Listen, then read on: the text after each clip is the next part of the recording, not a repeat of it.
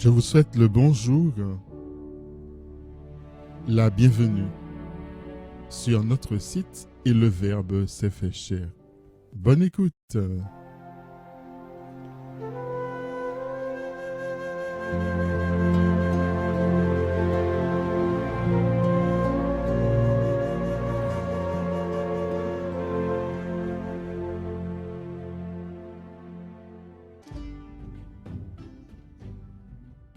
Alléluia, Alléluia, Alléluia, Alléluia.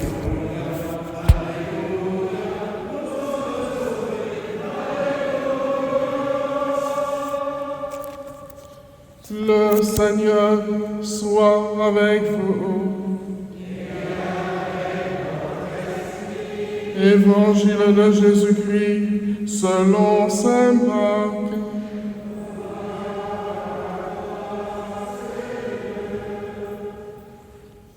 En ce temps-là, Jésus quitta le territoire de Tyr. Passant par Sidon, il prit la direction de la mer de Galilée et alla en plein territoire de la Décapole. Des gens lui amènent un sourd qui avait aussi de la difficulté à parler et supplie Jésus de poser la main sur lui. Jésus l'emmena à l'écart, loin de la foule, lui mit les doigts dans les oreilles et, avec sa salive, lui toucha la langue. Puis, levant les yeux au ciel, il soupira et lui dit « Ephata », c'est-à-dire « Ouvre-toi ». Ses oreilles s'ouvrirent, sa langue se délia et il parlait correctement. Alors Jésus lui ordonna de n'en rien dire à personne.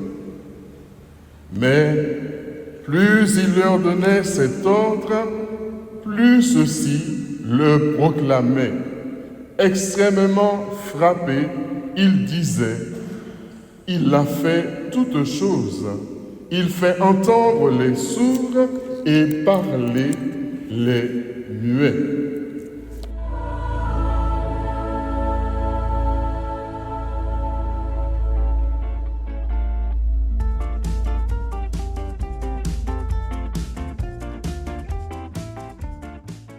En cette journée internationale de la charité, je voudrais nous laisser questionner par la deuxième lecture. Pourquoi faut-il insister tant sur le partage de nos richesses? Pourquoi faut-il que notre foi nous mette toujours en porte-à-faux, ne cessant d'inquiéter notre conscience quand il s'agit de pauvreté? La raison est double. La pauvreté, la misère avilit et tue les frères dont nous ne pouvons avec Caïn être les meurtriers. Oui, nous sommes responsables de nos frères. Quant à la richesse, elle fait crever aussi autrement, quand bien même elle serait également et universellement répartie. Comment pouvons-nous vivre de recevoir si nos mains sont pleines? Plus difficile à un riche de vivre du royaume qu'à un chameau de passer par le trou d'une aiguille. L'obésité lucrative est aussi mortelle que le manque de tout. On fait seulement mine de ne pas le voir. Notre système économique ne peut fonctionner plus longtemps. Nous consommons plus que la terre ne produit. Chaque année, le jour du dépassement des ressources avance de sorte qu'en 2021, nous vivons sur le dos des générations à venir depuis le 29 juillet. Et pendant ce temps, selon l'ONU, 680 millions de personnes sont sous-alimentées. Les causes sont multiples. Éradiquer la faim est compliqué. Ce n'est pas qu'une question de confiscation des richesses, c'est aussi la conséquence des guerres, à moins que affamer les populations soit une arme d'un très bon rapport efficacité-coût. Notre but est d'avoir toujours plus. Tout est privatisable. Dès lors que vous avez un peu d'argent ou que vous volez les autres et la société, la loi elle-même tord le droit et légalise l'injustice. On pleure parce que des pays légalisent l'euthanasie, l'avortement, parce que, l'on fait des vaccins contre la Covid avec des embryons, mais personne, à commencer par ces cardinaux en costume 3 pièces qui font le buzz sur YouTube, ne manifestent contre les lois qui assassinent chaque jour les pauvres. Les meurtres par avortement sont légion, mais l'assassinat des pauvres par exclusion est tout aussi légion. Nous sommes ainsi formatés. Payer le moins cher et gagner le plus. Ne payer que ce qui m'intéresse, que ce qui m'est utile, ici et maintenant, et ne pas avoir le reste à charge. Pourquoi, sans enfants, devrais-je payer l'école pour les enfants des autres? Pourquoi devrais-je me préoccuper du sort des Malgaches affamés, des migrants ou de ceux que je traite de sales nègres qui viennent envahir la France, le pays de la liberté, de l'égalité et de la fraternité? C'est vrai qu'on n'a pas mis quelle est la définition de la fraternité sur le fronton de nos bâtiments. Est-ce que c'est la fraternité maçonnique ou bien celle avec les 3 points que je rajoute pour pouvoir faire passer mon dossier au-dessus des autres, ou bien la fraternité de Jésus? On n'a pas mis la définition, on a mis liberté, égalité, fraternité. Pourquoi en bonne santé devrais-je payer pour ceux dont les traitements coûtent effroyablement cher? Pourquoi chacun devrait-il partager? N'ai-je pas le droit de faire ce que je veux de mon fric? C'est le mien. Contrairement à ce que nous aimons imaginer quand il s'agit d'argent, sœurs et frères, nous ne pouvons pas penser individuellement. Nous ne pouvons pas penser à nous tout seuls. Ce ne sont pas seulement des questions d'inquiétude morale. Ne pas financer la santé des pays pauvres, c'est, nous le voyons aujourd'hui, nous mettre en danger face à une épidémie. Car si vous regardez bien, tous les variants sont sortis là où il y a de la pauvreté.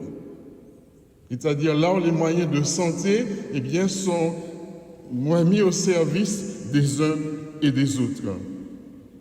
Ne pas partager les richesses avec tous, c'est, nous le voyons aujourd'hui, conduire à l'immigration de population, à l'effondrement de cette 3e agglomération de France. Et c'est ici que la ségrégation économique des quartiers provoque la faillite des grandes villes. Ne pas décider une agriculture saine, chlordécone, pas remettre le truc sur le tapis, mais voilà, c'est mettre en péril la santé de nos enfants ici. À la campagne, l'eau du robinet est régulièrement même impropre à la consommation. Ne pas changer nos modes de vie, c'est accélérer le changement climatique qui jette sur les routes de la pauvreté des millions de personnes. Je ne sais pas si nous nous en rendons compte, je ne sais pas si vous avez vu un petit peu les reportages là sur l'ouragan aux États-Unis, quand on regardait ce qui se passait dans le métro, vous avez des incendies par là, vous avez des montées des eaux. Alors tout le monde est affolé contre un minuscule virus que l'on peut maîtriser juste avec des gestes simples de protection et peut-être même traiter les personnes avec certains médicaments, même si on ne va pas remettre la sauce. Bref. Alors ça semble effrayer tout le monde, mais on n'a pas l'impression que cette espèce d'énorme virus qui s'appelle le péché et qui conduit l'humanité à la perdition, événements climatiques, réchauffement climatique, mon nom est la route. Virus, coronavirus. Le système, sœurs et frères, qui nous engraisse, nous tue. Mais, pardon d'être méchant, mais comme ce sont nos petits-enfants qui vont mourir, eh bien nous faisons mine de ne pas le voir. Nous n'en avons rien à faire. Quelle justesse, quelle pertinence que cette parole de Dieu aujourd'hui. Et certains imaginent que l'évangile est fini, y compris parmi les chrétiens. Ils comblent de bien les affamés, renvoient les riches aux grosses banques, les mains vides. Nous ne sommes pas, sœurs et frères, des individus. Nous avons la terre en commun et beaucoup encore, que la propriété privée ne peut pas gérer avec justice. Si dans les Actes des Apôtres, il est rapporté qu'ils mettaient tout en commun, c'est que le souci des frères est résurrection. La nécrose de l'opulence est renversée par l'Évangile. Jésus donne à tous ce qu'il y a de plus propre. Prenez, c'est mon corps pour vous. Le Christ met en commun son corps pour que nous communions tous ensemble et non chacun de notre côté. Le christianisme, c'est cette ligne de crête où l'on apprend ce difficile travail de la mise en commun. Et pour relever cet énorme défi du désastre écologique dans lequel nous sommes engagés, il nous faut prendre soin de nos communs. Et quels sont nos communs? Le climat, la biodiversité, la santé, la culture. Sœurs et frères, si l'on trouve que ces propos, les miens, sont déplacés parce qu'ils empêchent le recueillement dû au culte, je me retranche derrière les pères de l'Église. Saint Grégoire de Nice. Ne vis donc pas une vie de misanthrope sous l'apparence de philanthrope. Ne sois pas un médecin assassin donnant l'apparence de sauver qui s'est confié à toi grâce à ta richesse, en usant ta volonté délibérée de le perdre. Celui qui fait des profits, enfin c'est moi qui rajoute, depuis le bureau dans lequel il bat les patrimoines de ceux qu'il pressure, regarde les biens de tous comme siens. Demandons au Seigneur cette grâce en cette journée internationale. On a l'art de faire des journées internationales de tout quartier modèle Baguette. Mais en fait, on se demande des fois à quoi ça sert, parce que bon, au final, on a l'impression qu'on patauge toujours dans la même boue, je dirais d'année en année. Quand le Seigneur nous donne, à travers ces événements qui nous bouleversent, cette audace de nous lever. Alors, ne rêvons pas, le monde ne va pas changer d'un coup de baguette magique, mais si toi tu changes, si moi je change, si chacun change, le monde lui-même va bouger. il ne pourra pas ne pas bouger, parce que nous aurons bougé. Amen.